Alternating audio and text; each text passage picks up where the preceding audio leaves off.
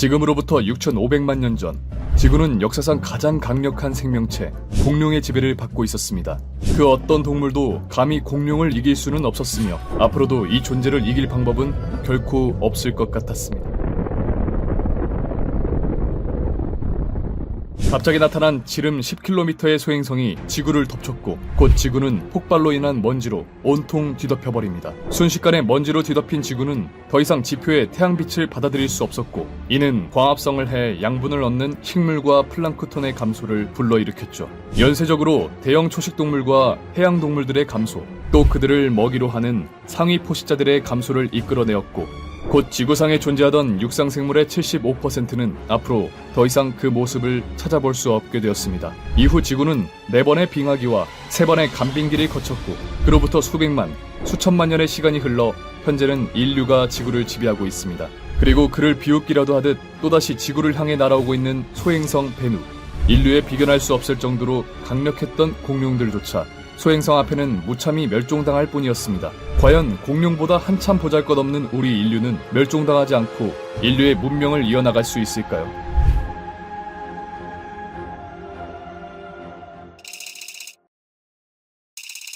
우주에는 지구를 위협하는 소행성과 해성, 운석, 유성들이 수없이 많이 존재하고 있습니다. 그 중에서 지구 근처 4,500만 킬로미터보다 가까이 접근하는 소행성의 개수는 알려진 것만 해도 2만 개가 넘는 수준이죠. 그렇다면 과연 이 소행성이 실제로 지구에 떨어진 적은 없었을까요? 지금으로부터 약 45억 년 전, 태양계에는 지금과는 달리 수십, 수백 개의 행성이 존재했습니다. 그러던 중 지름 6,000km의 테이아라는 행성이 궤도에서 이탈하였고 곧 초속 15km의 속도로 지구에 충돌합니다. 그 결과 지구와 충돌한 부분은 지구의 용암에 녹아 흔적조차 없이 사라졌으며 우주로 튀어나간 파편이 모여 달이 되었다는 자이언트 임팩트설이 지구 역사상 가장 큰 천체 충돌로 기록되어 있죠. 그 다음으로는 6,500년 전 멕시코 유카탄 반도의 지름 10km의 소행성이 충돌해 지구 대부분의 생명체를 멸종시켜버렸으며 2억 9천만 년 전에는 캐나다 퀘벡주의 지름 3km의 행성이 충돌해 각각 지름 32km, 22km, 깊이 178m의 호수를 만들어내기도 하였죠. 이 거대한 사건을 전후로 지구에는 지름 500km에 달하는 천체가 최소 6번 이상 충돌했을 것으로 추정되고 있습니다. 그렇다면 과연 지름 500km가 넘는 소행성이 지구를 덮치면 어떻게 될까요? 6,500만 년 전 지구 대부분의 생명체를 소멸시켰던 소행성의 크기는 고작 10km밖에 되지 않았습니다. 그에 비해 500km는 무려 한국을 뒤덮고도 남을 만한 크기의 거대한 크기이죠. 이 거대한 행성이 실제 지구에 충돌한다고 가정해봅시다. 이 소행성은 시속 72,000km로 빠르게 지구에 접근합니다. 대기권을 돌파한 소행성은 닿자마자 1km에 달하는 파편을 만들어내기 시작하고 곧 두께 10km의 지각을 통째로 걷어올리는 지각 해일을 일으키죠. 두 행성의 충돌은 암석이 녹아 발생한 4,000도가 넘는 암석 증기를 만들어내고 이는 초속 300m로 사방에 퍼져나갑니다. 3시간 후 암석 증기는 히말라야 산맥에 도착하고 순식간에 모든 눈이 녹아 강을 만들 틈도 없이 즉시 증발해버립니다. 그 무렵 충돌 반대편인 아마존은 점점 뜨거워지는 대기 때문에 나무들이 차례대로 자연 발화하기 시작하고 암석 증기가 도착했을 때 아마존은 이미 모두 불바다로 변해 있습니다. 그렇게 소행성이 충돌한 지 하루 만에 지구는 자결하는 암석 증기로 뒤덮이고 당연히 인간을 비롯한 모든 생명체는 4,000도의 암석 증기에 모두 증발해버립니다. 충돌로부터 한 달 후 암석 증기로 뒤덮인 지구의 지표면은 46억 년 전 용암의 바다를 이루던 원시 지구와 비슷한 형태로 변하고 말죠. 이 어마어마한 충돌 시나리오 앞에서 인간이 할 수 있는 것은 아무것도 없습니다. 더구나 이미 지구에서 소행성의 모습이 보이고 있는 상황이라면 이제는 신에게 간절히 기도하는 수밖에 없죠. 그리고 2135년 인류의 미래를 신에게 맡겨야 하는 상황이 다가오게 됩니다. 1999년 9월 11일 나사와 MIT는 아주 충격적인 관측 결과를 발표하게 됩니다. 바로 지름 492m, 무게 790kg에 달하는 소행성이 지구를 향해 매우 빠른 속도로 다가오고 있다는 것이었죠.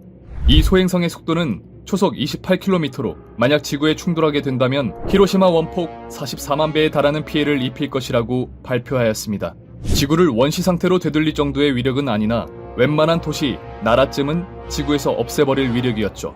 그나마 다행인 점은 충돌 확률이 2700분의 1에 불과하다는 것이었는데요. 그렇다면 과연 우리 인간은 2700분의 1 확률이 아니길 간절히 기도하며 또 신께 모든 걸 맡길 수밖에 없는 것일까요? 다행히 인류는 오랜 세월 동안 자신의 운명을 결정할 수 있도록 진화해 왔습니다. 아이오와 주립대 항공우주공학과의 위봉 교수는 나사의 학회에서 다음과 같은 방법을 제시합니다. 핵폭탄을 실은 우주선을 보내 소형 굴착기로 소행성에 구멍을 뚫고 그 안에 핵폭탄을 넣어 폭발하게 한다는 것이었죠. 이 방법을 통하면 커다란 소행성은 산산조각이 나게 될 것이고 설사 지구에 떨어지는 조각이 있을지라도 커다란 행성이 직접 떨어지는 것보다는 피해를 분산할 수 있게 됩니다. 실제 컴퓨터 시뮬레이션 결과로는 30일 후에 충돌이 예상되는 지름 300m의 소행성을 지구의 중력장 밖에서 파괴하는 데 성공했다고 하죠. 하지만 이 방법으로는 벤누를 막을 수는 없었습니다. 이 방법을 쓰기에 벤누는 너무나도 거대한 소행성이었기 때문이죠. 이에 나사는 두 번째 방법을 고안해냅니다. 바로 초고속도 소행성 완화 위기 대응 임무, 일명 해머 프로젝트입니다. 해머 프로젝트는 마치 망치로 내려치는 것처럼 소행성에 핵폭탄을 직격으로 발사해 궤도를 바꾸는 계획인데요. 소행성이 지구에서 멀리 떨어져 있을수록 소행성의 궤도를 조금만 건드려도 지구를 큰 폭으로 비껴나가는 걸 이용한 방법이죠. 실제 2135년 충돌할 것으로 예상되는 벤누를 이 방법으로 방어할 계획이라고 합니다. 이 방법으로 벤누의 궤도를 안전하게 변경하려면 아무리 늦어도 충돌 시점보다 25년 전에는 우주선을 발사해야 한다고 하죠. 하지만 이 방법에도 명확한 한계점이 존재했습니다. 나사의 항공우주 엔지니어 브렌트 바비의 말을 빌리자면 이 모든 것이 이론상으로만 가능한 추측에 불과하다는 것이었습니다. 현실적으로 현재로서는 빠른 속도로 다가오고 있는 소행성 벤누를 막아낼 명쾌한 해답이 없는 상황이죠. 하지만 인류는 매번 시련이 닥쳐올 때마다 항상 이겨냈듯이 이번에도 인류의 종말을 막기 위해 밤낮 없이 최선을 다하고 있는 중입니다. 2016년에는 소행성 벤누를 탐사하기 위해 무인 탐사선 오시리스 렉스를 발사했으며 2020년에는 탐사선이 10초간 지면에 접촉하여 벤누의 성분을 알아내는 데 성공하였습니다. 그리고 현재는 충분히 벤누의 충돌을 막아낼 수 있다는 어느 정도의 자신감이 차 있는 상태죠. 과연 인류는 과거 지구의 지배자 공룡들과 달리 소행성으로부터 지구를 안전하게 지켜낼 수 있을까요? 45억 년 전에는 지구와 충돌해 달을 만들었고 6,500만 년 전에는 순식간에 생명체 절반 이상을 멸종시켜버린 소행성 충돌. 하지만 현재 지구에는 지구상 그 어떤 생명체보다 높은 지능으로 가장 고도화된 문명을 누리고 있는 인류가 버티고 있습니다. 아무것도 모르고 당하던 과거와는 달리 지구로 날아오는 소행성의 위치를 시시각각 확인할 수 있으며 소행성 충돌에 대한 대비책도 탄탄히 세워나가고 있는 중입니다. 고대 로마의 철학자 세네카는 다음과 같이 이야기합니다. 신은 지식 그 자체를 주지 않고 지식의 씨앗을 우리에게 주었다. 과연 인류는 발전한 과학기술로 태초의 지구로 폐기시켜버리는 우주급 대재앙을 이겨낼 수 있을까요?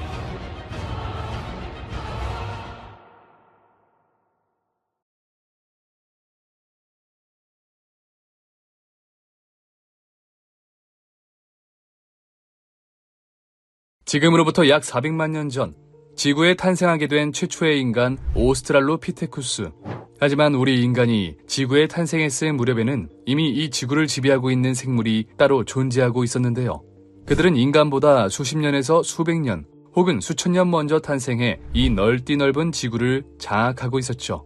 그런데 여기서 몇 가지 의문점들이 들기 시작합니다. 우리 인간도 무려 400만 년이라는 어마어마한 역사를 가지고 아주 오래전에 탄생하였는데 이미 그 시기에는 이 지구를 지배하고 있는 동물들이 존재하고 있었습니다. 그렇다면 이들은 과연 도대체 언제 탄생을 했던 걸까요? 또 그렇게 타고 올라가다 보면 이 지구에 탄생한 첫 번째 생물체는 과연 어떤 모습이었을까요? 이에 과학자들은 신비한 생명의 근원을 찾고자 수천 년에 걸쳐 연구를 시작하게 됩니다. 하지만 수백만 년 이상의 과거 이야기를 알아낸다는 것은 그리 쉬운 일이 아니었는데요. 당장 400만 년 전 탄생하였던 최초의 인류인 오스트랄로피테쿠스의 정체를 밝히는 데에도 수백 년의 세월이 걸렸는데 이 지구에 처음으로 탄생한 최초의 생명체를 찾는다는 것은 상상을 초월하는 난이도였죠. 결국 일부 과학자들은 연구의 방향을 조금 틀기 시작하는데요. 수백만 년 전 우리 지구에서 벌어진 일을 알아낼 수 없다면 이 광활한 우주 어디인가에서 우리 지구와 비슷한 일이 벌어지고 있는 천체를 관측하기만 하면 해결되는 것이었죠. 그렇게 과학자들은 지구 밖 천체에서 우리와 같은 인간, 혹은 인간이 아닐지라도 지성체를 가지고 있는 외계 생명체가 있을 것이라는 기대감에 부풀게 됩니다. 그렇게 1974년 11월 16일 이 광활한 우주 어딘가 분명 우리보다 진보한 외계인이 있을 것이라는 믿음에 푸에르토리코에 있는 아레시보 전파 천문대를 통해 우주에 인간을 소개하는 전파를 발사하게 됩니다. 만약 우주 어딘가에 존재하고 있는 생명체가 아직 그리 많이 발전하지 않아 이 어려운 메시지를 해독하는 데 시간이 걸릴 가능성도 생각해 그 당시 보낼 수 있었던 거리 중 가장 멀리 떨어져 있는 항성계를 향해 메시지를 보내는데요. 그 메시지 속에는 인간이 사용하는 십진법 체계를 알려주기 위해 0부터 9까지 숫자가 들어가 있었고 인체를 구성하는 주요 원소인 수소, 탄소, 질소, 산소, 인의 원자 번호, 사람의 유전자를 구성하는 핵산의 수, 사람의 키, 지구의 인구 등 수많은 정보를 실어 우주 어딘가에 존재하고 있을 외계인에게 전달하였죠. 하지만 야속하게도 우리가 보낸 메시지에 대한 대답은 들어볼 수 없었습니다. 그런데 2001년 8월 21일 영국 햄프셔에 있는 7볼튼 전파 망원경 근처에서 미스테리 서클 하나가 발견됩니다. 해당 미스테리 서클은 마치 우리가 보낸 아레15 메시지를 보고 답장을 한 것처럼 굉장히 유사한 형태로 메시지를 보내왔는데 그에 따르면 그들도 우리와 같은 십진법을 사용한다거나 그들의 구성 원소에는 규소가 포함되어 있다거나 인구수는 213억이며 평균 신장은 1m라는 등의 정보를 받아볼 수 있었습니다. 예상치도 못한 답장에 과학자들은 기쁜 마음을 감출 수가 없었는데 안타깝게도 이는 굉장히 높은 확률로 조작될 것일 가능성이 매우 높다고 하죠. 이 메시지는 무려 27년 만에 우리에게 돌아왔는데 만약 27광년 정도 떨어진 곳에 이런 거대한 외계 문명이 있었다면 나사가 벌써 찾아내고도 남았을 테니 말이죠.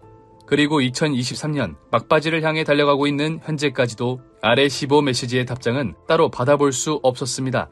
게다가 우리는 이제 빅뱅 직후 만들어졌던 원시 블랙홀을 관측해낼 정도로 과학기술이 발전했는데 지금껏 외계인은커녕 하다못해 생명의 흔적조차도 발견한 적이 없었죠. 다시 말해 이 광활한 우주, 138억 년의 역사를 가지고 있는 이 우주에는 생명체가 단 하나도 존재하지 않는다는 것이었습니다. 우리 지구만 빼고 말이죠. 그러다 보니 한 과학자는 이런 생각을 하기도 합니다. 이 넓은 우주에 오직 지구만이 생명의 구역이라면 공간의 낭비가 아닌가? 분명 수상하긴 합니다.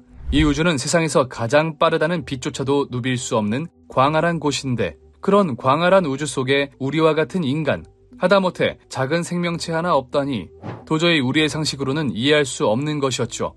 하지만 원래 이 세상은 우리의 상식대로 돌아간 적이 없었는데요. 그렇다면 과연 왜 우리 지구에서만 생명체가 탄생할 수 있었던 걸까요? 정말 우리 말고 다른 천체에는 생명체가 없는 걸까요? 오늘 방구석에서 알아볼 과학, 왜 지구에 생명체가 나타났을까? 지금 바로 시작합니다. 약 138억 년의 역사를 가진 우주 속 티끌 하나보다도 작은 존재인 창백한 점, 지구. 하지만 이 지구는 우주에 존재하는 모든 천체들 중에서 가장 특별한 존재인데요. 바로 우리 인간, 생명체가 존재하기 때문이었죠. 그렇다면 도대체 무엇이 우리 지구에 생명을 탄생하게 만들었을까요? 사실 지구에 생명체가 탄생한 것은 순전히 우연이었습니다. 지금으로부터 약 46억 년 전, 우주는 끝을 모르고 팽창해 나가며 여러 곳에 수많은 천체들을 만들고 있었습니다. 그러다 우연히 모여있던 성운 물질들이 서로 뭉치고 뭉쳐 작은 파편 알갱이들을 만들어지더니 서로 부딪히고 부서지고 합쳐지는 과정을 거쳐 점점 더 커다란 입자들이 탄생하였죠. 그리고 아주 오랜 시간이 흘러 이 우주에 비로소 태양이 탄생하게 됩니다. 우주에 갓 태어난 신생아 태양은 자신의 주위로 온갖 우주먼지와 작은 입자들을 품고 있었는데요. 이들도 태양과 같은 과정을 거치며 점점 더 입자들이 커져갔고 그렇게 얼마 뒤 우리의 삶의 터전 지구가 탄생하게 됩니다. 당연하겠지만 이때 지구의 모습은 지금과 많이 달랐습니다. 막 태어난 지구의 표면은 주전자 속에 물처럼 펄펄 끓고 있었고 대기 중에는 이산화탄소와 질소, 수증기만이 가득했습니다. 만약 우리가 타임머신을 타고 이 시대에 갈 수 있었다면 뜨거운 열과 그로 인해 달궈진 대기로 단 1초도 버티지 못하고 증발되고 말았을 겁니다. 아무리 우리가 방열이 뛰어난 옷을 입고 간다고 하더라도 살아남기는 쉽지 않았을 텐데 이때까지도 태양계에는 크고 작은 입자들이 수없이 존재하며 지구에게 충돌하고 있었기 때문이죠. 엄청나게 많은 운석이 폭우가 쏟아지듯 지구로 내렸고 지구는 용암 불바다로 뒤덮이게 됩니다. 하지만 그때 지구의 운명을 바꿔놓을 운석이 하나 충돌하게 되는데요. 그 운석 안에는 지구를 이 우주에서 가장 특별하게 만들어준 중요한 것이 들어있었죠. 바로 물이었습니다. 물론 단 하나의 운석이 우리 지구에게 많은 물을 가져다 주지는 않았을 겁니다. 대신 물을 가지고 있는 수많은 운석들이 계속해서 우리 지구에 충돌하며 우리 지구에는 점점 물이 차기 시작하는데요. 그렇게 2000만 년 정도 지났을까, 지구에는 마침내 용암이 아닌 물의 바다가 탄생하게 됩니다. 물론 태양계의 다른 행성에도 운석이 수없이 많이 충돌했지만 이렇게 바다가 만들어진 것은 지구뿐이었죠. 그 이유는 바로 지구가 매우 절묘한 위치에 아주 잘 자리 잡고 있었기 때문이었는데요. 우리는 그를 바로 골디락스 존, 쉽게 말해 거주 가능 영역이라고 하죠.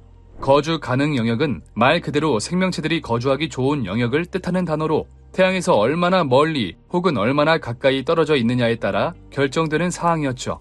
만약 태양과 너무 가까운 경우 태양의 말도 안 되게 강한 에너지를 모두 받게 되어 행성이 너무 뜨겁게 달궈질 것이고, 반대로 태양과 너무 먼 경우에는 태양의 에너지를 얼마 받지 못해 꽁꽁 얼어붙고 말 것입니다. 여기서 단지 춥고 더운 것쯤은 조절이 가능한 것이 아니냐고 의문을 가지실 수도 있는데요. 하지만 이때 중요한 것은 얼마나 춥고 얼마나 덥냐가 아니라 이런 상태에서 물이 어떠한 상태로 존재하고 있느냐였습니다. 사실 지구 이외에도 물이 존재하는 천체는 많이 존재합니다. 하지만 대부분이 너무 뜨거워서 수증기의 형태로 존재하거나 너무 추워서 얼음의 형태로 존재하고 있죠. 그런데도 다행히도 우리 지구는 너무 뜨겁지도 너무 춥지도 않은 중간 상태를 유지하고 있습니다. 덕분에 우리와 같은 생명체가 탄생할 수 있었죠. 하지만 액체 상태의 물은 생명체가 태어나기 위한 수많은 조건들 중 하나에 불과했습니다. 그러나 이 시기 아무리 물이 풍부했다고 해도 지구는 여전히 생명체가 살아가기에는 위험한 곳이었는데요. 불안정한 대기로 엄청난 폭풍이 몰아치고 곳곳에서는 지각 변동이 일어나 화산들이 날뛰었죠. 그에 따라 대기는 온갖 화산재들과 먼지들로 가득 차 숨 쉴 공기조차 존재하지 않았으며 계속해서 뿜어져 나오는 용암으로 인해 온도가 오른 나머지 바다는 펄펄 끓어 증발하기 직전이었습니다. 그런데 이때 한 번 더 특별한 운석이 지구를 향해 날아오게 되는데요. 그리고 이 운석에는 아주 작지만 아주 소중한 씨앗이 하나 실려 있었죠. 바로 유기화합물과 원시 단백질, 그리고 아미노산이었습니다. 이때 이 씨앗이 자리 잡은 곳이 매우 절묘한 위치였는데 바로 열수 분출공이라 불리는 심해의 뜨거운 해수가 솟아나는 구멍이었죠. 이 주변에는 암석의 금속 성분이 녹아있는데 이 성분들이 유기화합물의 반응을 촉진하게 됩니다. 다시 말해 운석에서 날아든 씨앗이 적절한 곳에 잘 찾아들어가 발아하기 시작한 것이었죠. 이제 바다는 무슨 일이 벌어져도 이상할 것이 없는 마법의 공간이 되었습니다. 그렇게 8억 년 후 아주 놀라운 사건이 벌어지게 되는데요. 바로 얇은 막 안에 물질대사 기관을 숨긴 최초의 생명체가 탄생한 것이었습니다. 이전까지는 바이러스에 가까웠던 RNA 기반의 복잡한 유기물질들이 섞이고 농축되며 비교적 안정적으로 유전 정보를 담고 있는 DNA를 가지고 있는 최초의 생명체가 탄생하게 된 것이었죠. 그러나 사실 이는 어디까지나 우리가 추측하고 있는 것일 뿐, 당연하겠지만 아직까지도 이는 가설의 영역에 위치하고 있습니다. 그에 따라 최초의 생명체에 대해서는 많은 주장이 엇갈리고 있는데 그중 하나는 최초의 생명체가 지상에서 탄생하였다는 설이었죠. 지구 탄생 이후 약 7억 년 정도 지난 명왕누대 시절, 바닷속에는 뜨거운 해수와 여러 가지 원소들이 만나 수없이 많은 유기물들을 만들어내고 있었습니다. 이때 원시지구는 달과 지금보다 무려 2배는 더 가까이에 위치하고 있었는데 그에 따라 조수 간만의 차가 최소 15m 이상이었을 것으로 추측되고 있죠. 이러한 큰 조수간만의 차이는 바다에 들어있던 유기물질들을 지상으로 흩뿌리기에 아주 좋은 환경이었는데요. 밤에는 바다의 유기물질들이 해변가로 밀려오고 낮에는 바닷물이 빠지면서 바위 사이사이에 유기물질이 남았을 겁니다. 그리고 태양빛에 의해 수분이 증발되면서 유기물질이 농축되어 물방울 안에 유기물질이 들어있는 상태, 즉 코아세르베이트가 대량 생성되었을 것으로 추측되죠. 이 과정에서 일부 코아세르베이트는 내부에 적당한 효소와 RNA 그리고 DNA가 들어가면서 최초의 생명체가 탄생했을 것이라 보기도 하는데요. 명왕누대 시절 태양빛은 지금보다 더 적은 73% 수준이었기에 때문에 오존층 없이도 최초의 생명체가 충분히 견딜 수 있을 것이라 합니다. 그렇게 되면 우리의 최고 조상인 최초 생명체가 지상에서 생겨나게 되었겠죠. 그러나 이 이론은 통계학적으로 봤을 때 극악의 확률에 가까운 낮은 가능성을 가지고 있었는데요. 우연히 유기물이 해안 쪽으로 흘러들어가고 우연히 바닷물이 빠지면서 유기물이 바위 사이에 끼게 되고 우연히 물이 증발하면서 코아 세르베이트가 형성되고, 그리고 또 우연히 그곳에 적당한 효소와 RNA, 그리고 DNA가 들어가 최초의 생명체가 될 확률이 도대체 얼마나 있겠냐는 것이었습니다. 게다가 그 당시 원시지구는 여기저기에서 용암이 뿜어져 나오고 하늘에서는 운석이 떨어지는 굉장히 혼란스러운 상태였는데요. 이런 상황에서 어렵게 탄생한 최초의 생명체가 죽지 않고 생명을 유지했다는 것은 정말 극악이라고 하는 것조차 말도 안 될 정도로 낮은 가능성이었을 것입니다. 그에 따라 현재는 따뜻한 바닷물이 분출되는 열수 분출공에서 최초의 생명체가 탄생했을 것으로 보고 있는데요. 아무튼 그렇게 지구 탄생으로부터 약 8억 년 후 이 지구에 드디어 최초의 생명체가 탄생하게 됩니다. 그리고 최초의 DNA를 가지고 있는 우리의 먼 조상은 자신을 둘로 나누어 복제하기 시작하며 그 수를 마구마구 늘려가기 시작하는데요. 그렇게 바다는 곧 이 최초의 생명체로 가득 차게 됩니다. 이제 이들에게 필요한 것은 단 두 가지, 바로 태양이 내리쬐는 빛과 이산화탄소였죠. 다행히 이 당시 지구의 빛과 이산화탄소는 충분하다 못해 넘치는 수준이었습니다. 그리고 이는 광합성을 일으키기에 완벽한 조건이었죠. 바닷속에 있던 생물들은 넘쳐나는 빛과 이산화탄소를 이용해 산소를 마구마구 내뿜어내기 시작했고, 약 17억 년 뒤 이렇게 뿜어낸 산소가 지구 대기의 약 20%를 차지하며 마침내 이 지구에는 생명체가 호흡할 수 있는 산소가 형성되게 되죠. 이제 바닷속뿐만 아니라 지상에서도 생물이 탄생할 수 있는 충분한 여건이 조성됩니다. 그로부터 수십억 년 후 바닷속에만 있던 생물들은 조금씩 바다로부터 벗어나 육지에 상륙하기 시작하는데요. 그렇게 탄생한 생물들은 이때부터 계속해서 변화하는 자연환경에 맞춰 수없이 진화하며 결국 지금으로부터 약 400만 년 전 우리의 조상 오스트랄로피테쿠스가 탄생하게 됩니다. 만약 광활한 우주에 태양이 탄생하지 않았다면, 태양 주변에 있던 먼지들이 뭉쳐 지구가 탄생하지 않았다면, 그리고 이 지구가 태양으로부터 적당한 거리를 유지하지 않았다면 이 지구에서 생명체가 탄생한다는 것은 상상도 하지 못했을 겁니다. 또 더욱이 그렇게 어렵게 탄생한 지구에 운석이 충돌해 생명의 씨앗인 영양분들의 원소를 공급해주지 않았다면 우리 지구 역시 다른 행성들처럼 별다를 것 없는 행성 1이 되었을 뿐이었겠죠. 하지만 지구의 탄생 과정, 그리고 생명체의 탄생 과정을 알아보면 알아볼수록 우리들의 궁금증은 증폭되어져만 갔는데요. 왜 도대체 이 지구에만 그러한 말도 안 되는 우연의 연속들이 겹친 것일까? 이 넓은 우주라면 이 정도의 우연쯤은 다른 곳에서도 일어날 수 있는 게 아닐까? 그렇게 과학자들은 분명 이 지구 이외 다른 천체에도 생명체가 존재할 것이라 믿기 시작합니다.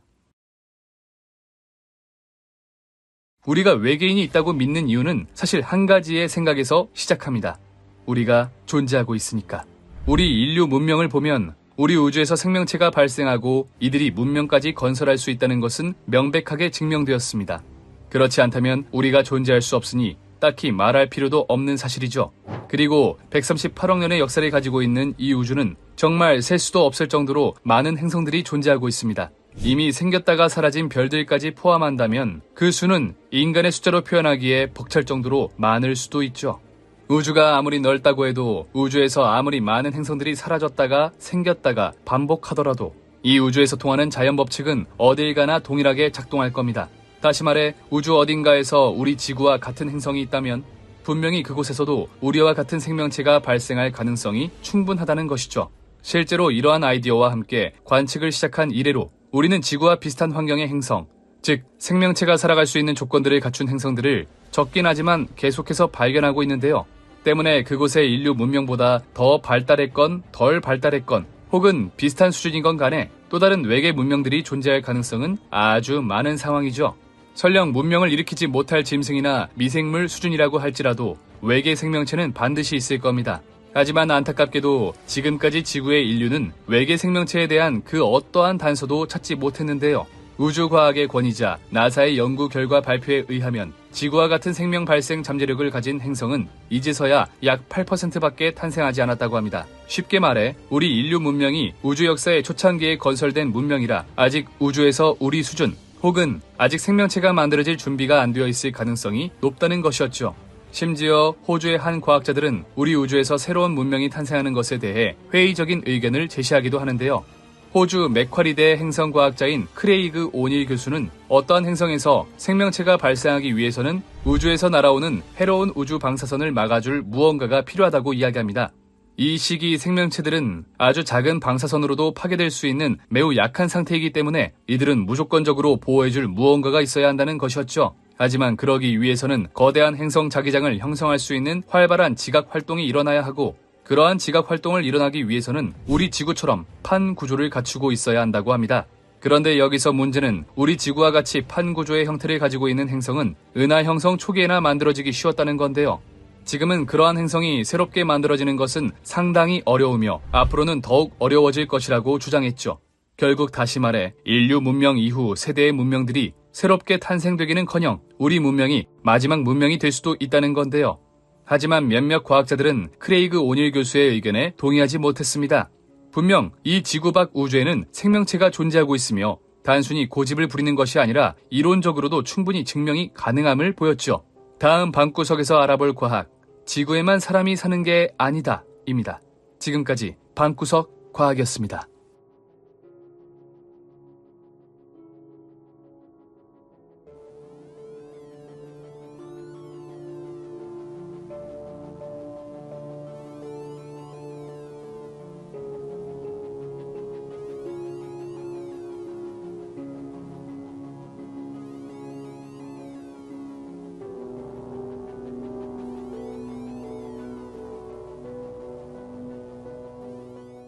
지금으로부터 약 400만 년 전, 이 지구의 탄생에 그 어떠한 생명체보다도 빠르게 지구를 접수한 위대한 생명체 인간.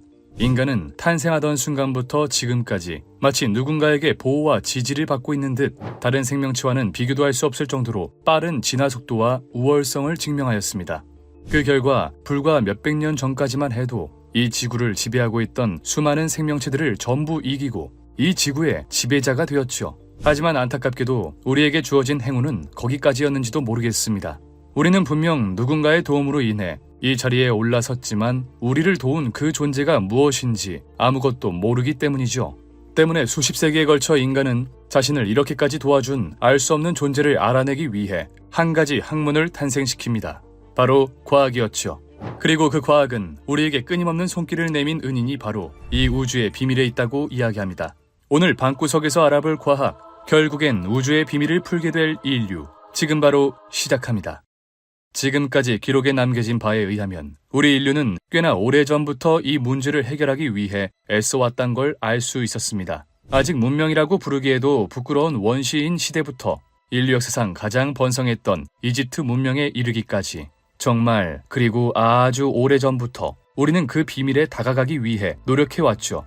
안타깝게도 그 비밀은 수세기 동안 자취를 감추며 좀처럼 우리에게 나타날 생각을 하지 않았지만 20세기에 들어서면서 그 비밀은 조금씩 모습을 비추기 시작합니다. 바로 인류 역사상 최고의 천재 알버트 아인슈타인에 의해서 말이죠.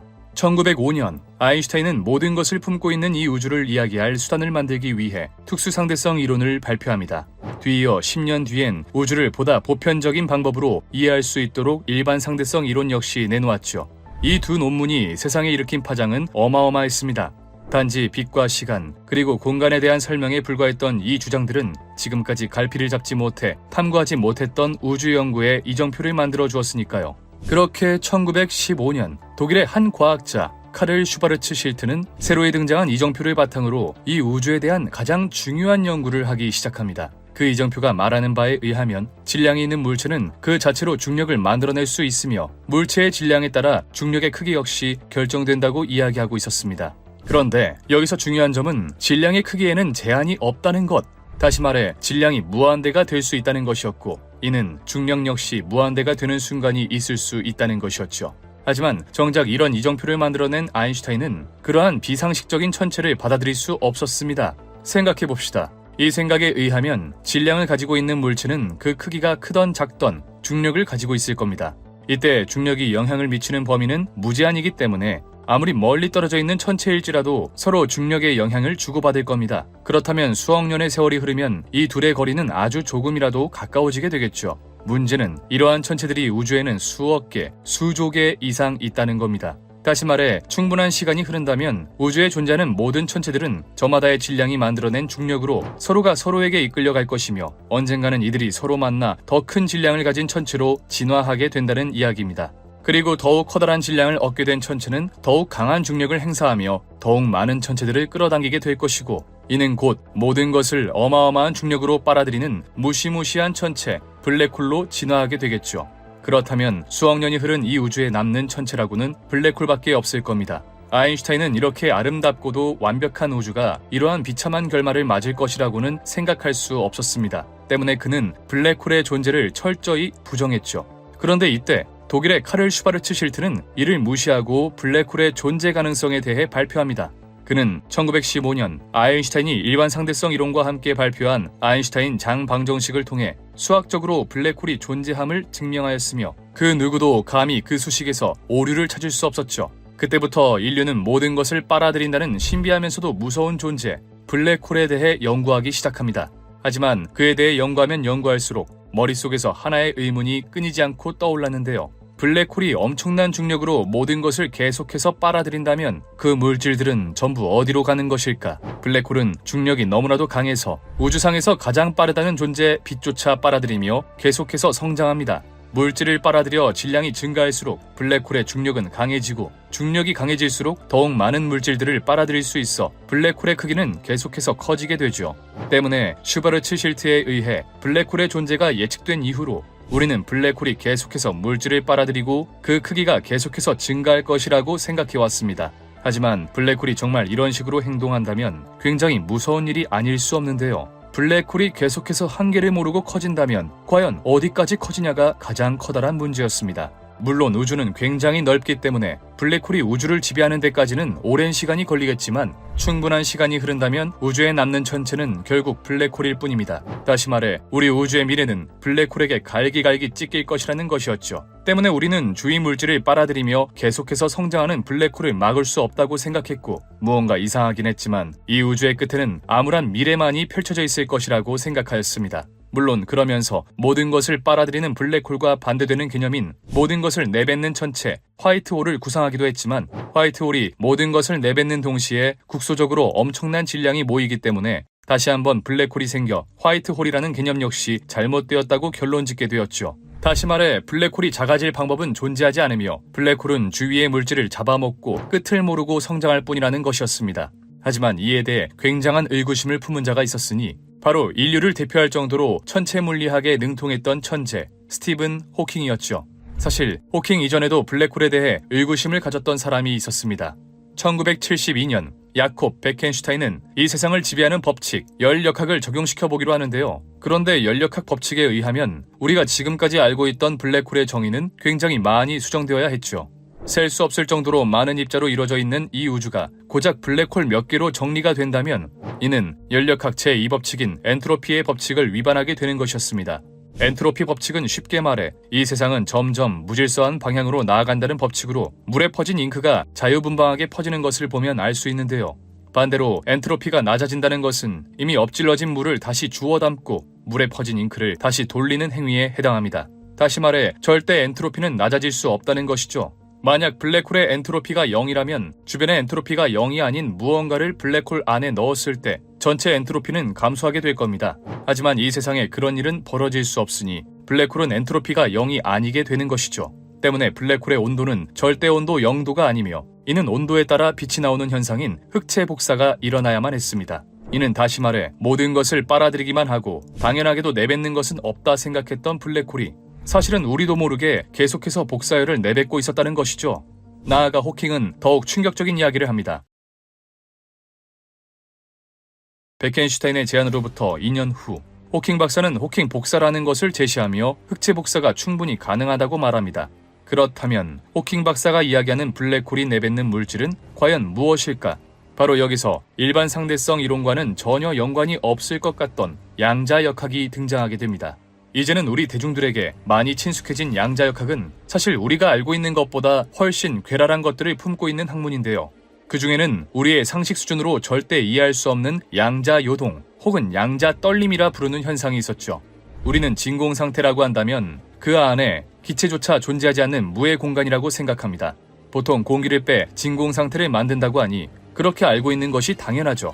하지만 양자역학에서는 진공 상태에서 우리도 모르게 수많은 것들이 일어난다고 하는데요. 하이젠베르크의 불확정성의 원리에 따르면 공간에는 전자와 양전자가 수시로 생성되었다가 서로 충돌하며 소멸하기를 반복한다고 합니다. 일반적으로 이런 양자요동이 일어나는 시간은 무려 10의 마이너스 44제곱초 정도로 매우 짧기 때문에 관측하기가 극도로 어려우며 만약 발견한다고 해도 불확정성의 원리에 따라 일정 정밀도 이상 측정하는 것이 불가능하다고 하죠. 하지만 이 양자요동이 블랙홀의 사건의 지평선에서 일어날 경우에는 이야기가 아주 많이 달라졌습니다. 예를 들어 사건의 지평선 근처에서 양자요동이 일어난다고 생각해봅시다. 양자요동에 의해 양의 에너지를 갖고 있는 입자와 음의 에너지를 가지고 있는 입자가 생깁니다. 음의 에너지를 가진 물질이 존재한다는 게 믿기지 않지만 불확정성의 원리에 의하면 이 세계에 오래 머물지 않는 입자는 음의 에너지를 가질 수 있다고 하죠. 어차피 양의 에너지를 가진 입자와 음의 에너지를 가진 입자가 다시 만나 사라져버릴 것이기 때문에 에너지 보존 법칙을 위반하지도 않습니다. 그런데 블랙홀의 사건의 지평선에서 양자요동이 일어나면서 둘 중 하나의 입자가 확률적으로 블랙홀에 빨려 들어가게 되는데요. 이때 만약 양의 에너지를 가진 입자가 빨려 들어가고 음의 에너지를 가진 입자가 방출하게 된다면 불확정성의 원리를 위배하기 때문에 음의 에너지를 가진 입자가 빨려 들어가고 양의 에너지를 가진 입자가 방출하게 되죠. 이는 마치 블랙홀이 입자를 방출하는 것처럼 보이며 이것이 바로 호킹 복사였습니다. 그리고 외부에서 볼 때 이 현상은 블랙홀이 바깥으로 에너지를 방출하는 셈이 되는데 전체 에너지는 항상 보존되어야 한다는 에너지 보존 법칙에 의해 블랙홀이 방출한 입자만큼 블랙홀의 질량은 줄어들게 되죠. 또 아주 미량이긴 하지만 질량이 줄어들었기 때문에 블랙홀의 수명 역시 점차 줄어들게 됩니다. 블랙홀이 무언가를 빨아들이기만 하는 것이 아니라 그와 동시에 입자를 내놓고 있다는 것은 당시 학계에서 굉장히 충격적인 주장이었는데요. 게다가 전혀 연관이 없을 것 같던 미시세계에서 일어나는 일에 일반 상대성 이론의 중력이 작용한다는 것을 밝혀내며 두 학문의 연관성마저 찾아버리고 말았죠. 하지만 이는 더 큰 논쟁을 불러일으키는 서막에 불과했으니 문제의 쟁점은 블랙홀이 사라진다는 것이었습니다. 우리는 무언가가 어떻게 형성되었는지 알기 위해 그것의 과거 흔적들을 조사하고는 합니다. 우리의 조상을 찾기 위해 땅속에 파묻혀 있는 화석들을 조사하고 과거 지구에 무슨 일이 있었는지 알기 위해 지질을 분석하는 것처럼 말이죠. 때문에 우리는 우주의 비밀을 파헤치기 위해 수십억 년 전 발생한 빛을 통해 우주의 과거를 연구하고 있습니다. 그런데 그 빛은 수십억 년 전 우주에 존재했던 입자들이 만들어낸 별이 낸 빛일 텐데요. 현재 그 별은 다양한 방식으로 최후를 맞이했을 것이고 이 중 몇몇은 블랙홀이 되거나 블랙홀의 먹잇감이 되었을 겁니다. 때문에 블랙홀은 우리가 궁금해하고 찾고 싶은 것들을 머금고 있는 보물창고와 같은 것이고 이것이 바로 우리가 블랙홀 연구에 매진하는 이유이죠. 하지만 호킹 복사 이론의 발표 이후 우리는 초조해졌습니다. 그 전까지 블랙홀은 영원하며 정보를 가지고 있는 입자는 갈기갈기 찢어질지언정 블랙홀 속 안에 정보는 여전히 있을 것이라 생각했습니다. 여기서 말하는 정보는 우리가 생각하는 종이 문서, 책 같은 것이 아니라 이 입자가 몇 도에 얼고 몇 도에 끓는지, 어떤 성질을 가지고 있으며 누구와 궁합이 잘 맞아 결합하는지 등의 입자의 성질 같은 정보였죠. 만약 시간이 흘러 우리가 이 정보를 제대로 해석할 수 있는 날이 오게 된다면 이 입자가 138억 년 전에는 무엇을 했는지, 누가 이 입자를 탄생시켰는지, 다시 말해 빅뱅 초기에는 무슨 일이 벌어졌던 건지 알 수 있으리라 생각했죠. 아무리 블랙홀 속에 빨려 들어가도 입자가 사라지지는 않기 때문에 이런 정보들은 영원히 유지될 것이라 믿었습니다. 하지만 호킹 복사에 의하면 블랙홀은 매우 소량이지만 점점 질량을 잃어가며 죽어가고 있는데요. 그리고 이는 다시 말해 정보를 가지고 있는 입자가 점차 사라지고 있다는 것이었죠. 호킹 복사를 통해 나오는 물질이 그 정보가 아니냐는 말도 있었지만 그건 블랙홀의 사건의 지평선에서 양자 요동으로 생성된 블랙홀과는 상관이 없는 물질로 절대 블랙홀의 정보를 담고 있을 수 없었습니다. 그리고 이는 학계에 다시 한번 커다란 파장을 일게 하는데요. 블랙홀의 질량이 줄어 정보가 사라지게 된다면 블랙홀에 들어갔다 나온 물질의 정보의 양이 줄어드는 문제가 발생하게 되는 것이죠. 이렇게 발생한 역설은 우리가 블랙홀의 정보 역설이라고 부릅니다. 이런 역설을 해결하기 위해 이론 물리학자들은 사실 정보는 소실되는 게 가능하다. 블랙홀이 물질에서 정보를 분리해 어딘가 저장하기 때문에 사라진 것처럼 보일 뿐이다. 우리가 정보를 해석하는 능력이 떨어져서 그런 것이고 따지고 보면 결국 정보가 유지될 것이다 등 다양한 가설과 논쟁을 이어가고 있습니다. 이 외에도 수많은 문제점이 생기며 논쟁을 만들어내고 있지만 현재까지 블랙홀이 입자를 내뱉고 정보가 사라진다는 것은 반박할 수 없는 사실이죠. 그리고 만약 정보가 사라지는 것이 맞다면 우리는 영원히 우주의 비밀을 풀 수 없을지도 모릅니다. 더 이상 과거를 조사할 무언가가 남아있지 않을 테니까요. 물론 지금까지 상황에 따르면 우리는 분명 이 우주의 비밀을 밝혀낼 수 없습니다. 당장 우리가 관측 가능한 우주의 크기마저 진짜 우주의 일부분이며 더욱이 이 우주를 우리가 전부 관측할 수 있을지조차 미지수인 상황이죠. 하지만 불과 100년 전까지만 해도 우리는 이 우주가 팽창한다는 사실도 믿지 못했으며 더욱이 이 우주가 빅뱅으로 인해 탄생하였다는 사실 역시 꿈도 꾸지 못했습니다. 하지만 그때마다 우리의 생각을 뛰어넘는 놀라운 발견과 발명이 이루어지며 우리의 상상의 영역을 점차 현실의 영역으로 바꾸어 놓았고 머지않아 절대 벗어날 수 없다고 생각했던 지구를 탈출해 달에 도착하기도 했었죠. 그리고 항상 그 말도 안 되는 해결책은 우리가 생각지도 못할 정도로 가까운 곳에 있었습니다. 바로 우리에게 우주의 꿈을 열어준 천체이자 감히 접근할 생각조차 못했던 천체, 블랙홀이었습니다. 1915년 아인슈타인의 장방정식을 풀이하며 블랙홀의 존재를 예측한 슈바르츠 실트. 슈바르츠 실트의 주장이 너무나도 상식을 벗어난 나머지 1939년 아인슈타인은 그의 블랙홀 이론을 부정하기 위해 별도의 논문을 작성할 정도였습니다. 그리고 그 논문에는 이렇게 쓰여 있었죠. 블랙홀은 물리적 현실에서 절대로 존재할 수 없다. 하지만 그렇게 철저히 블랙홀의 존재를 부정했던 아인슈타인도 내심 블랙홀의 존재를 인정하고 있었던 듯한데요. 아인슈타인 방정식의 해를 풀어난 슈바르츠 실트에는 몇 가지 흥미로운 특성을 가지고 있었습니다. 먼저 첫 번째, 아무것도 돌아올 수 없는 경계선이 블랙홀의 주위를 감싸고 있다. 다시 말해 블랙홀에는 빛조차도 빠져나올 수 없는 사건의 지평선이 있다는 말로 이 반경보다 더 가까이 접근하는 물체는 여지없이 블랙홀로 빨려 들어가 결코 탈출하지 못하게 된다는 이야기였죠. 그리고 다음 이야기가 조금 흥미로웠는데요. 슈바르츠 실트 반경 안으로 떨어진 사람은 시공의 반대편에 비친 거울 세계를 보게 될 것이다. 블랙홀에 의해 중력이 무한대에 가까워질 때쯤 우주에는 구멍이라고 부를 만한 것이 생기게 되고 만약 그 구멍 속을 볼 수 있다면 그 구멍 속에는 우주의 반대편 모습이 보인다는 것이었는데요. 아인슈타인은 이에 대해 거울 우주는 어차피 소통이 불가능하게 되기 때문에 딱히 개의치 않아 했죠. 왜냐하면 블랙홀 중심부로 보내진 탐사선은 무한한 공률과 맞닥뜨리게 되는데요. 다시 말해 중력이 무한대가 되어 어떤 물체도 중력을 이기지 못하고 완전히 찌그러지게 되겠죠. 전자들은 원자로부터 떨어져 나가고 심지어 원자 핵 내부에 있는 양성자와 중성자들도 갈기갈기 찢기게 될 겁니다. 이때는 그 어떠한 존재도 우리가 물체라고 부르기 애매해지겠죠. 또 다른 우주로 통과해 들어가려면 그 탐사선은 빛보다 빠른 속도로 날아야 하는데 특수상대성 이론에 의해 빛보다 빠른 물체는 존재할 수 없었는데요. 따라서 슈바르츠 실트 해가 의미를 갖기 위해서는 이 거울 우주가 수학적으로 필요하긴 했지만 물리적으로는 절대 발견될 수 없었던 겁니다. 그래서 아인슈타인도 블랙홀은 물리적 현실에서 절대로 존재할 수 없다라고 말한 것이었죠. 그러다 1935년 아인슈타인과 그의 동료 네이선 로제는 일반 상대성 이론이 다리를 놓을 수 있다는 논문을 하나 발표하게 되는데요. 오늘날 아인슈타인 로젠 다리라고 불리는 이 논문은 극단적으로 휘어진 시공간 사이에 마치 다리 같은 것이 생성될 수도 있다는 내용을 가지고 있었죠. 하지만 그러면서도 아인슈타인은 아인슈타인 로젠 다리가 블랙홀이 수학적으로 모순이 없는 이론이 되기 위해서 필요하지 실제로 이 다리를 통과해 거울 우주에 도달한다는 것은 불가능하다고 생각했습니다. 때문에 블랙홀의 존재, 블랙홀을 통한 이동은 상당히 흥미롭게 들려왔으면서도 당대 최고의 물리학자 아인슈타인이 부정했기 때문에 우리들의 기억 속에서 잊혀져 가고 있었죠. 그런데 1963년 상황이 바뀌기 시작합니다. 뉴질랜드의 수학자 로이 커가 아인슈타인 방정식에 대한 또 하나의 해를 발견하게 된 것이었는데요.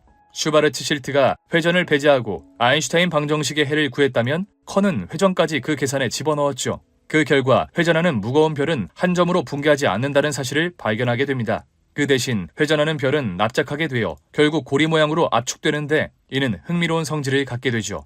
만약 옆쪽에서 블랙홀 안으로 우주선을 통과시키면 그 우주선은 고리 모양의 블랙홀에 부딪혀 완전히 파괴되고 말 겁니다. 하지만 우주선을 그 고리의 위쪽이나 아래쪽으로 접근시키면 여전히 많은 중력을 버텨야 하긴 하지만 그래도 무한대의 중력까지는 버텨내지 않아도 되는데요. 다시 말해 우주선이 회전하는 블랙홀의 회전축을 따라 통과한다면 엄청난 중력을 견디긴 해야 하지만 그래도 반대편에 있는 우주에 도달할 수 있다는 것이었습니다. 마치 사과에 있는 벌레가 반대편에 도달하기 위해선 사과의 둘레를 기어가야 하지만 사과의 안쪽을 파먹으면 쉽게 반대편에 갈 수 있는 것처럼 웜홀이 탄생하게 되죠. 이 웜홀을 사용하게 된다면 우리는 이제 시간과 공간에 구애받지 않고 우리가 원하는 시대와 원하는 공간으로 이동할 수 있게 될 겁니다. 물론 학자들의 해석에 따라 웜홀이 만들어진 순간부터 웜홀로의 이동이 가능하기 때문에 절대 과거로는 돌아갈 수 없다고 이야기하기도 하지만 만약 정말 웜홀이 존재한다는 것이 증명된다면 이는 인류가 풀어나가야 할 다음 과제 정도로 생각하게 되겠죠. 그리고 그런 시대가 온다면 지금도 점차 사라지고 있는 우주의 정보들과 상관없이 우리가 과거로 돌아가 이미 사라져버린 정보들에 접근할 수 있을 겁니다. 그리고 이 시간을 점차 과거로 돌려 138억 년 전으로 돌릴 수 있다면 우리는 마침내 이 우주의 비밀, 우리를 탄생케 하고 우리를 선택한 우주의 비밀을 풀 수 있을지도 모르겠습니다. 지금까지 방구석 과학이었습니다.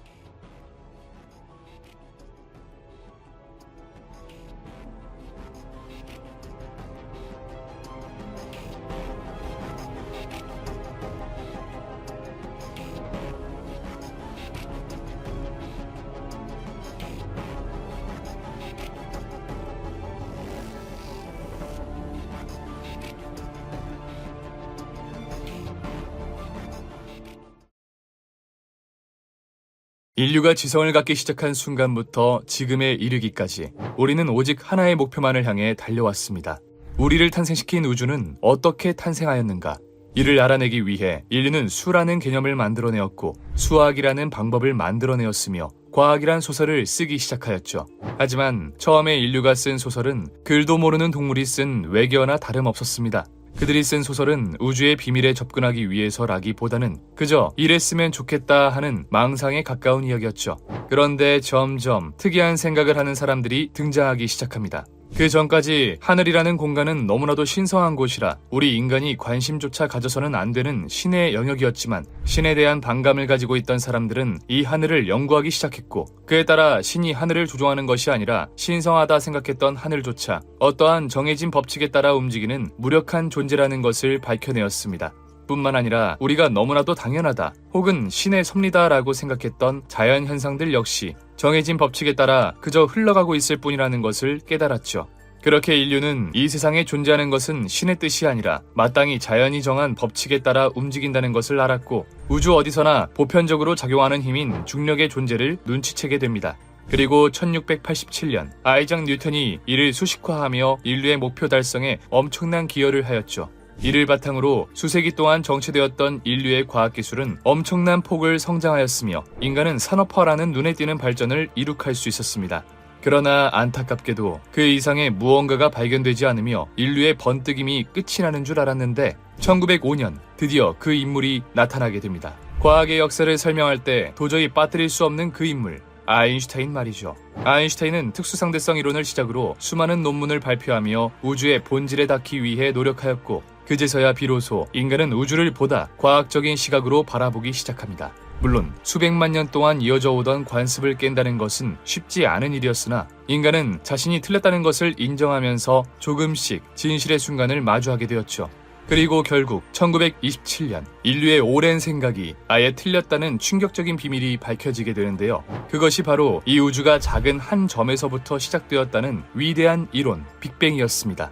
당연히 이 우주가 하나의 점에서 시작되었다는 것은 받아들이기 힘든 사실이었습니다. 하지만 수많은 과학자들의 노력 끝에 아무리 받아들이기 힘든 사실일지라도 빅뱅이 존재한다는 증거들이 발견되었고 오늘날 빅뱅은 이 우주를 설명하는 완벽에 가까운 소설이 되었죠. 물론 지금까지도 이 빅뱅을 무너뜨리기 위한 공격은 계속되고 있지만 그때마다 그 공격을 성공적으로 막아내며 빅뱅은 여전히 건재한 상황입니다. 하지만 그 빅뱅조차 제대로 설명하지 못한 것이 있었으니 바로 빅뱅이 일어나던 순간, 즉 우주의 탄생 순간에 벌어졌던 일들이었죠. 분명 관측 결과에 따르면 빅뱅이라는 것이 일어난 것이 맞기는 하지만 정작 빅뱅의 순간 우주에서 무슨 일이 벌어졌었는지는 모른다는 것이었습니다. 그런데 얼마 전 그동안 베일에 감싸져 있던 우주 탄생의 순간의 이야기가 밝혀지게 되었습니다. 오늘 방구석에서 알아볼 과학, 드디어 밝혀진 우주의 숨겨진 비밀, 지금 바로 시작합니다. 아인슈타인의 일반 상대성 이론 이후 드디어 밝혀지게 된 우주의 시작. 사실 우주의 시작이 밝혀지게 되었다기보다는 우주에도 시작이 있다는 사실이 밝혀지게 된 건데요. 물론 아시겠지만 아인슈타인은 자신의 이론을 바탕으로 도출된 빅뱅 이론을 도저히 인정할 수 없었습니다. 하지만 그가 인정하는 것과는 상관없이 펜지어스와 윌슨이 빅뱅의 최대 증거인 우주 배경 복사를 찾아내며 빅뱅 이론은 정적 우주론과 정상 우주론을 넘어 이 우주를 설명하는 가장 완벽한 소설이 되었죠. 그런데 과연 그 우주 배경 복사라는 것이 무엇일까요? 그것이 무엇이길래 아인슈타인이 마침내 패배를 인정할 수밖에 없었던 것일까요? 그 이야기는 무려 지금으로부터 138억 년이라는 아주 긴 세월을 거슬러 올라가야만 합니다. 이 시기 우주라는 공간은 그 어떤 곳에도 존재하지 않았습니다. 조금 더 정확하게 이야기하자면 공간이라는 개념 자체가 없었죠. 단지 아주 뜨겁고 매우 높은 밀도를 가진 점 하나만이 있을 뿐이었습니다. 그런데 이 점이 알 수 없는 이유로 대폭발을 일으키기 시작하더니 미친 듯한 속도로 급팽창하기 시작합니다. 그리고 우리는 그 시기를 바로 인플레이션 혹은 급팽창 시기라고 부르죠. 이 시기를 급팽창 시기라고 부르는 이유는 말 그대로 정말 짧은 시간 안에 엄청난 팽창을 했기 때문인데, 이 급팽창이 일어난 시간은 무려 단 10의 마이너스 32제곱초. 우리가 흔히 쓰는 찰나라는 단어가 뜻하는 시간이 10의 마이너스 18제곱초인 것을 생각해보면 정말 짧은 시간이라는 것을 알 수 있었죠. 하지만 이때 팽창한 우주의 부피는 상상을 초월했는데, 이 시기 팽창한 우주의 부피는 무려 10의 78곱제곱배, 정말 짧은 시간에 일어난 어마어마한 크기의 폭발이었죠. 어떻게 이렇게 짧은 시간 만에 이러한 말도 안 되는 큰 폭발이 일어날 수 있었을까? 분명 우리가 눈에는 10의 마이너스 32제곱초라는 아주 짧은 시간 안에 엄청난 폭발이 일어난 것으로 보입니다.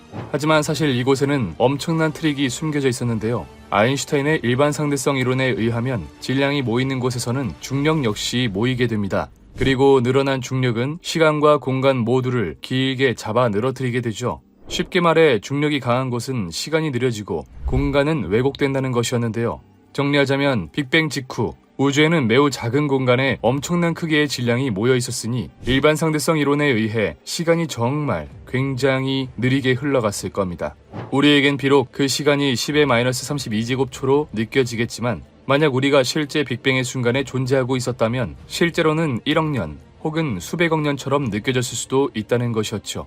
하지만 문제는 이건 역시 하나의 추측일 뿐, 이것을 증명한다는 것은 불가능이나 다름없었습니다. 이를 증명하기 위해서는 우리가 빅뱅을 다시 만드는 수밖에 없었으니까요. 그런데 호주 시드니대 교수 루이스는 아주 놀라운 현상을 관측해내는데 성공합니다. 바로 빅뱅 이후 10억 년 시점에서 시간이 5배 정도 느리게 흐르는 것을 관측하고야 만 것이었죠. 연구진들은 지난 20년간 관측된 190개의 퀘이사 데이터를 정밀 분석하고 녹색광과 적색광, 적외선 등 다양한 파장에서 나온 관측 자료를 결합했다고 합니다. 그리고 분석 결과 우주 초기 은하에 있는 퀘이사들은 아인슈타인의 상대성 이론이 예측한 대로 시간이 느리게 흐르는 시간지연 현상을 보이고 있었다고 하는데요. 그에 따라 우리가 지금 우주의 나이를 138억 년으로 생각하고 있지만 실제 빅뱅을 겪었던 입자의 입장에서는 138억 년 이상의 시간이 흘렀을지도 모르는 일이죠. 그저 10의 마이너스 32제곱초 안에 일어났다고 생각했던 엄청난 급팽창이 사실은 매우 오랜 시간에 걸쳐 일어났을 수도 있다는 것은 아직까지 우리가 빅뱅에 대해 알지 못한다는 것이 많으며, 또 연구할 부분이 많이 남아있다는 점을 시사하기도 하였는데요. 그에 따라 연구진들은 지금까지 밝혀지지 않았던 빅뱅의 비밀을 하나 더 풀어내기도 하였습니다. 아인슈타인이 일반 상대성 이론을 발표하고 머지않아 풀린 이 우주의 시작 빅뱅. 하지만 아시다시피 한 점에서 엄청난 폭발이 일어난다는 빅뱅 이론은 당시 사람들에게는 쉽게 받아들이기 힘든 이론이었고, 그에 따라 아인슈타인은 물론 수많은 학자들의 공격이 지속되어져 왔습니다. 설상가상 우주의 탄생에 대해 이야기하는 이론이다 보니 그를 증명하는 것조차 쉽지 않았고, 그에 따라 빅뱅 이론은 그저 터무니없는 소설로 치부될 뻔했었는데요. 하지만 다행히 빅뱅의 가장 큰 증거라고 할 수 있는 우주 배경 복사가 발견되며 빅뱅 이론은 이 우주를 설명하는 최고의 이론으로 자리매김하게 되었죠. 그런데 왜 우주 배경 복사가 빅뱅의 증거인 걸까? 르메트르가 주장한 빅뱅 이론에 의하면 이 우주는 분명 수학적으로 팽창해야만 했습니다. 이는 다시 말해 시간을 거꾸로 돌릴 수 있다면 이 우주는 수축하기 시작해 한 점이었던 점이 있었다는 이야기이기도 하죠. 그리고 그 점이 마치 폭발처럼 팽창하는 시기가 있었다는 것이 바로 빅뱅 이론인데, 폭발은 사방으로 균일하게 일어나므로 이때 우주에 존재하고 있었던 모든 물질들이 균일하게 퍼져야 할 겁니다. 빛 역시 마찬가지겠죠. 때문에 우주 전역에 고르게 분포하는 빛의 존재를 확인할 수 있다면 그것이 바로 빅뱅의 증거가 될 수 있었던 겁니다. 그리고 실제 펜지어스와 윌슨이 우주 전역에 균일하게 존재하고 있던 우주 배경 복사를 측정해내면서 빅뱅 이론은 이 우주를 설명하기 위한 이론으로 자리잡게 되었죠. 그런데 여기서 한 가지 의문이 생깁니다. 그렇다면 과연 빛은 언제부터 있었고 어떻게 태어난 것일까? 우주의 사방에 균일하게 펼쳐져 있는 빛의 모습이 빅뱅의 강력한 증거라면서 우리는 정작 우주 배경 복사의 실체, 그러니까 이 빛이 어떻게 어떤 이유로 생겨났는지는 알 수 없었습니다. 물론 지금까지는 그랬죠. 2023년 1월 5일 피직스 오브 더 다크 유니버스에 충격적인 논문이 하나 게재되는데요. 파라메트릭 공명을 통한 광자로의 중력 전환, 쉽게 말해 그동안 밝혀지지 않았던 빛의 기원을 알아냈을 수도 있다는 논문이었습니다. 그리고 그 비밀은 바로 중력파에 있다는 것이었는데요. 그렇다면 과연 중력파란 무엇일까? 아인슈타인의 일반 상대성 이론에 의하면 우리의 시공간은 질량을 가진 물체에 따라 왜곡됩니다. 질량이 크면 클수록 시공간은 더욱 많이 왜곡이 되죠. 그런데 이때 만약 그 물체의 질량이 변하게 된다면 그에 따라 중력 역시 변하게 될 텐데요.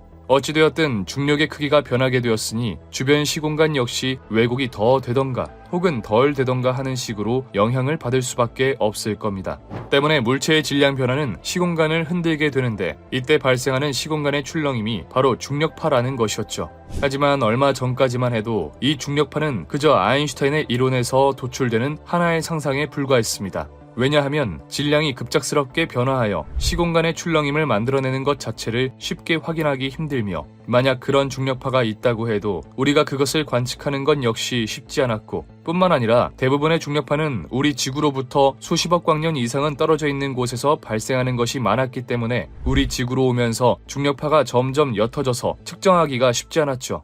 때문에 아인슈타인의 예언 이후 100년 동안 우리는 중력파를 그저 이론으로만 생각할 뿐 증명해내지는 못했습니다. 그런데 2015년 9월 4일 리고에서 결국 그 어렵다는 중력파를 검출하는데 성공하고야 마는데요. 우리가 그저 이론적으로만 생각했던 시공간의 출렁임, 즉 중력파가 실존한다는 것이었습니다. 그렇다면 이 중력파가 우주에 끼친 영향은 도대체 무엇일까? 빅뱅 이후 우리 우주는 수십 단계에 이르는 엄청난 과정을 걸쳐 지금의 상태까지 이르게 되었습니다.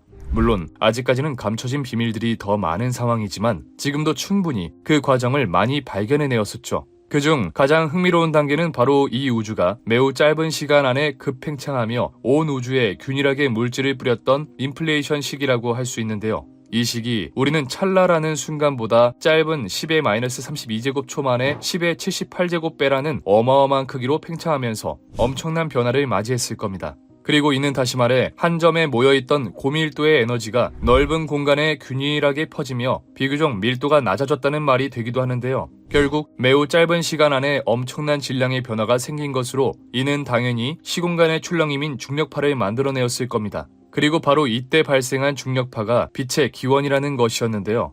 빛의 기원을 밝힌 이번 연구팀에 따르면 이 시기 중력파가 크게 요동치기 시작하면서 우주에 일정한 패턴을 만들어내었고 이때 마이클 패러데이의 전자기 유도 법칙에 의해 유도 기전력이 발생해 빛이 발생했을 것이라고 합니다. 여기서 전자기 유도 법칙이란 자기장이 변하는 공간에서 기전력이 발생한다는 법칙으로 쉽게 말해 급팽창으로 급격한 변화를 맞이한 시공간이 중력파를 만들어내었고 그 중력파가 일정한 패턴을 그리며 빛을 만들어냈다는 것이었죠.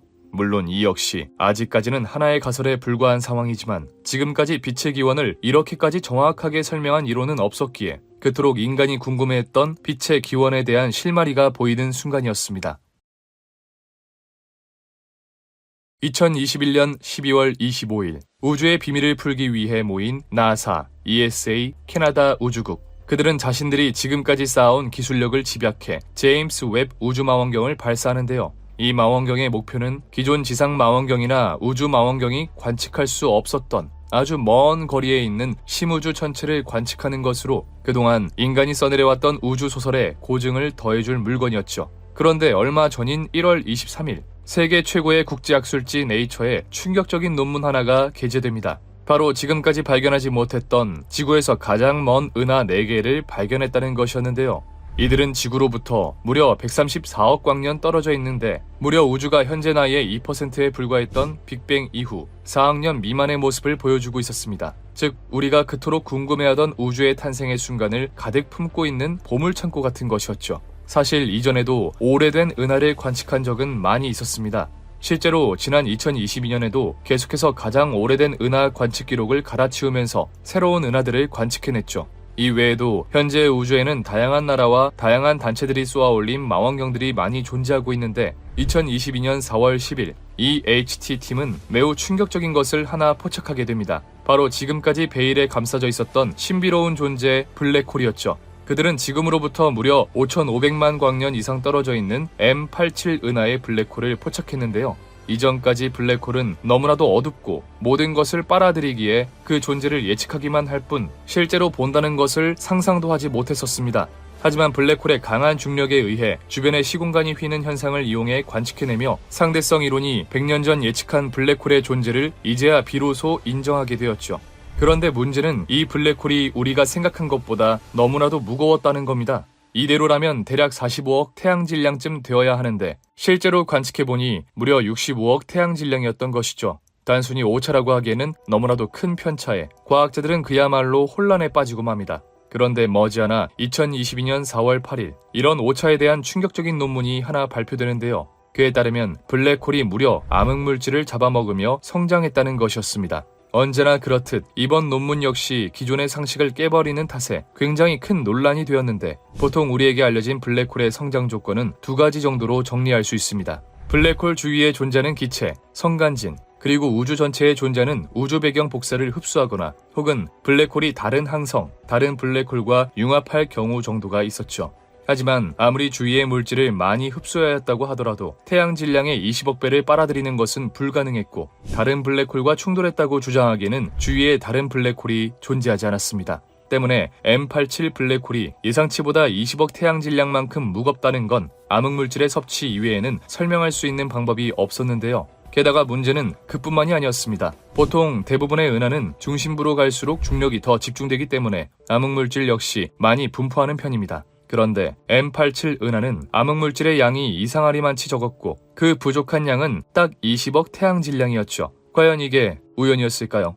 우연이라고 하기에는 너무나도 잘 들어맞는 수치에 이는 블랙홀이 암흑물질을 잡아먹었다고 밖에는 설명이 되지 않는 상황인데요. 그렇다면 그냥 블랙홀은 암흑물질도 먹나보다 하고 넘어가면 되지 무엇이 문제인 걸까요?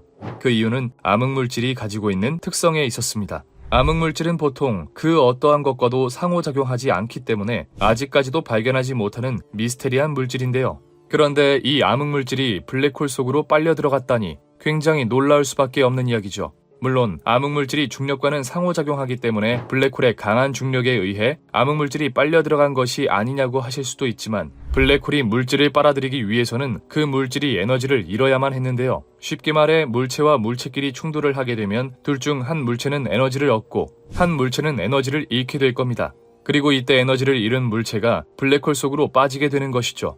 그런데 여기서 중요한 점은 암흑물질은 중력 이외에는 그 어떠한 것과도 상호작용하지 않는 건데요. 쉽게 말해 에너지를 잃을 일 자체가 없기 때문에 블랙홀 속으로 빨려 들어갈 수 없다는 것이었죠. 하지만 이 HT팀이 밝힌 결과에 따르면 블랙홀 속에 암흑물질이 존재하는 것은 사실이었으며 M87 은하의 비는 20억 태양질량을 설명할 방법도 딱히 존재하지 않았습니다.